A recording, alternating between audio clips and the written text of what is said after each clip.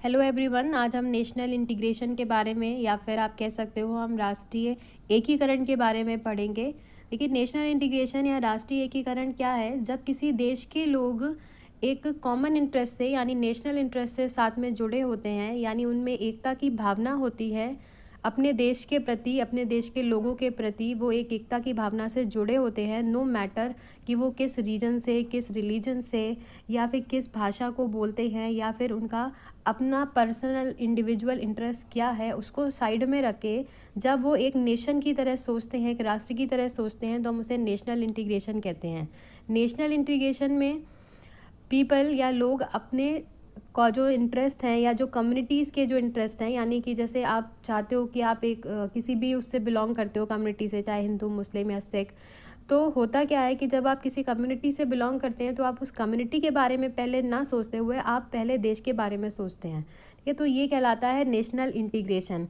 यहाँ पर हमने एक शब्द यूज़ किया है जो नेशनल इंटीग्रेशन। देखिए, यहाँ पर हमने नेशन यूज़ किया है। जब भी हम बात करते हैं कि जैसे कि हम कई बार कंट्री, किसी देश को दिखाने के लिए हम कंट्री शब्द का इस्तेमाल करते हैं, नेशन वर्ड यूज़ करते हैं और स्टेट वर्ड यूज़ करते हैं। तो यहाँ पर इन सब का जो इनको हम जनरली सिनोनिम्स अज्यूम कर लेते हैं कि कंट्री, नेशन या फिर स्टेट एक ही बात है, बट यहाँ पर इनका जो मीनिंग है वो अलग एस्पेक्ट में बताया जाता है। जैसे कि जब हम कंट्री की बात करते हैं तो कंट्री एक जोग्राफिकल, या देश जो है वो एक जोग्राफिकल कॉन्सेप्ट है। यानी जब हम कंट्री शब्द यूज़ कर रहे हैं तो हम किसी भी देश के जोग्राफिकल एस्पेक्ट के बारे में बात कर रहे हैं। ऐसे ही जब हम किसी स्टेट के बारे में बात कर रहे हैं, स्टेट हमने शब्द यूज़ किया है किसी भी देश के लिए, तब वहाँ पर एक पॉलिटिकल कॉन्सेप्ट काम करता है। यहाँ पर लोग का लिविंग स्टैंडर्ड क्या है, लोग कैसे रहते हैं, ठीक है, क्या यहाँ की देश की इकनॉमी क्या है, तब हम यहाँ पर स्टेट शब्द का इस्तेमाल करते हैं। मगर जब हम एक नेशन वर्ड का यूज़ करते हैं, तब हम इमोशनल कॉन्सेप्ट की बात करते हैं। नेशन मतलब राष्ट्र, यहाँ पर हम अपने देश के प्रति भावनात्मक रूप से सोचते हैं, ना कि पॉलिटिकल या फिर जोग्राफिकल एस्पेक्ट पर। तो यहाँ पर नेशनल इंटीग्रेशन शब्द इसीलिए यूज़ किया गया है कि जब हम नेशन की बात करते हैं तो हम यहाँ पर इमोशनली बात कर रहे हैं, ना कि पॉलिटिकली या फिर जोग्राफिकली। तो सॉरी, देखिए, तो नेशनल इंटीग्रेशन से क्या मतलब है? National integration is a we feeling, ठीक है, नॉट इंडिविजुअल्स फीलिंग कि मैं क्या हूँ या हम या तुम क्या हो या किस कम्युनिटी से बिलोंग करते हैं, हमारी लैंग्वेज क्या है, ये सब मैटर नहीं करती है। मैटर ये करता है कि वी बिलोंग टू इंडिया। तो हम वी फीलिंग जब आती है लोगों में, देश के लोगों में, तब हम कहते हैं कि यहाँ पर नेशनल इंटीग्रेशन है। नो मैटर कि उन लोगों के कास्ट क्या हैं, रीजन्स क्या हैं, फीलिंग्स, जो उनकी पर्सनल फीलिंग्स हैं या जो उनकी कम्युनल फीलिंग्स हैं, उनको वो साइड में रख के एक देश के तौर पर जब हम कहते हैं तब हम इसे नेशनल इंटीग्रेशन कहते हैं। अब जाहिर सी बात है, India is no doubt India is a secular country, मगर यहाँ पर आप कहते हैं कि विविधता में ही एकता है। तो बहुत सारे ऑब्स्टिकल हैं हमारे देश में जो जिससे नेशनल इंटीग्रेशन की राह में जो बाधा बनते हैं, हम देखेंगे कि वो ऑब्स्टिकल्स क्या हैं।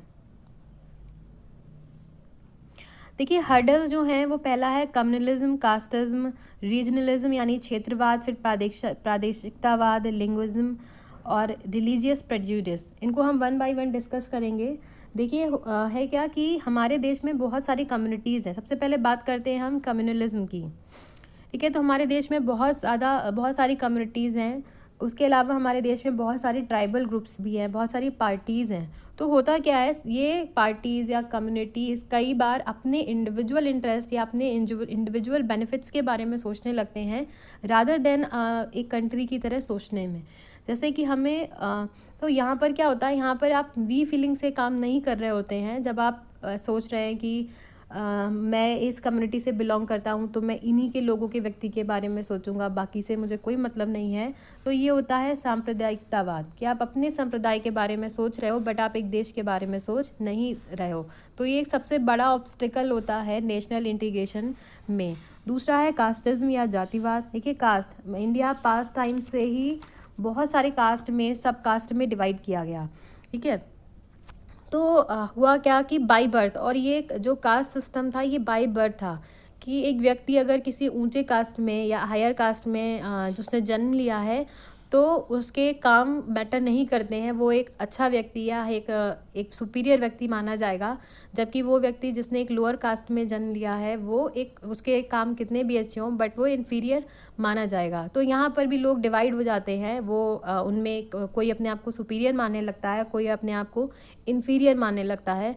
तो यहाँ पर भी डिवाइड हो जाता है और जिससे नेशनल इंटीग्रेशन जो है हम अचीव नहीं कर पाते हैं। हमारा थर्ड जो है रीजनलिज्म। हमारा देश आपको पता है कि बहुत सारे स्टेट्स में बटा है, फिर स्टेट्स के बाद में भी वो रीजन्स में डिवाइडेड है।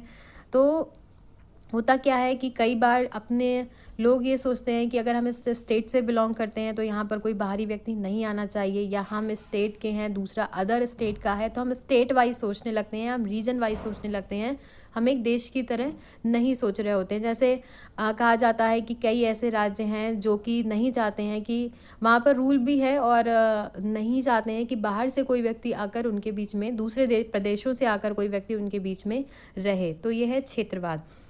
तो ये भी एक नेशनल इंटीग्रेशन की राह में एक ऑब्स्टिकल है या एक हर्डल है। उसके बाद हम बात करते हैं प्रादेशिकता या प्रोविजनलिज्म का। तो यहाँ पर क्या हुआ कि जब हम एक कम्युनिटी की, मतलब जब हमने क्या किया, हम सोच रहे हैं जैसे हम जहाँ पर रहते हैं, जैसे हम गुजरात में रहते हैं तो हमने एज्यूम किया कि हम गुजराती हैं। हमने, अगर हम महाराष्ट्र में रहते हैं तो हमने एज्यूम कर लिया कि हम मराठी हैं। बंगाल में रहते हैं तो बंगाली हैं। तो यहाँ पर हमने क्या किया, हमने अपने आप को जहाँ पे हम रहते हैं, जो हमारा प्रोविंस है, वहाँ के अकॉर्डिंग अपने आप को डिस्क्राइब कर लिया। तो जब ये नेशनल रादर देन हम इंडियन या भारतीय होने की बजाय हम गुजराती, पंजाबी या मराठी जब अपने आप को एज्यूम करने लगते हैं, तब एक ये हर्डल बन जाता है नेशनल इंटीग्रेशन में। उसके बाद आता है लिंग्विज्म, बहुभाषिता। हम अपनी लैंग्वेज, आपको पता है इंडिया में बहुत सारी लैंग्वेजेस हैं और ये हमारा कल्चर को एनरिच करता है कि हम इतनी ज़्यादा भाषाओं का ज्ञान रखते हैं। बट कई बार ये नेशनल इंटीग्रेशन की राह में बाधा इसलिए बनता है राष्ट्रीय एकीकरण के मार्ग में, क्योंकि होता क्या है कि हम अपनी लैंग्वेज तो अच्छा मानते हैं या हम उसे बहुत जल्दी अडाप्ट कर लेते हैं, बट जब हम किसी दूसरे लैंग्वेज जो स्पोकन व्यक्ति है उससे मिलते हैं तो हम उसे ईजिली एक्सेप्ट नहीं कर पाते हैं। ठीक है, या हम उस व्यक्ति को या उस लैंग्वेज को उस तरह एक्सेप्ट नहीं कर पाते हैं जो कि मतलब हमारी अपनी लैंग्वेज के आधार पर है। मतलब जैसे हमारी अपनी लैंग्वेज को हम एक्सेप्ट करते हैं, कई बार हम दूसरी लैंग्वेजेस को एक्सेप्ट नहीं कर पाते हैं। तो होता क्या है कि लोग कई बार लैंग्वेज के आधार पर भी डिवाइड हो जाते हैं। ये भी एक प्रॉब्लम आती है कि हम दूसरे जो लैंग्वेजेस हैं उनको उतनी बेहतर तरीके से समझ नहीं सकते। तो ये भी एक नेशनल इंटीग्रेशन, राष्ट्रीय एकीकरण के मार्ग में बाधा है। उसके बाद हम बात करते हैं रिलीजियस प्रेजुडिस। कई बार आपने देखा हो जो कम्युनिटीज़ होती हैं वो आपस में हिंदू, मुस्लिम या सिख, ईसाई करके आपस में लड़ने लग जाते हैं। ठीक है, ये अगर इस कम्युनिटी से बिलोंग करता है तो वो यहाँ नहीं रह सकता है या उसको ये फैसिलिटीज़ नहीं मिल सकती हैं। तो यहाँ पर क्या हुआ कि हम जब कई बार रिलीजन को लेकर आपस में लड़ने लग जाते हैं, तब वहाँ पर हमारा रिलीजन मैटर करता है और हम ये भूल जाते हैं कि हम किस देश से बिलोंग करते हैं। तो ये कुछ ऑब्स्टिकल हैं जो कि नेशनल इंटीग्रेशन में, there are so many obstacles, but ये इम्पॉर्टेंट है। और ये बीएड के एग्ज़ाम में कई बार ये क्वेश्चन पूछा गया है कि नेशनल इंटीग्रेशन क्या है और इसके जो इसमें हर्डल्स आते हैं नेशनल इंटीग्रेशन की राह में कौन कौन से हैं। अगर इससे रिलेटेड आपको कोई डाउट है तो आप कमेंट बॉक्स में कमेंट करके पूछ सकते हैं। Thank you for watching.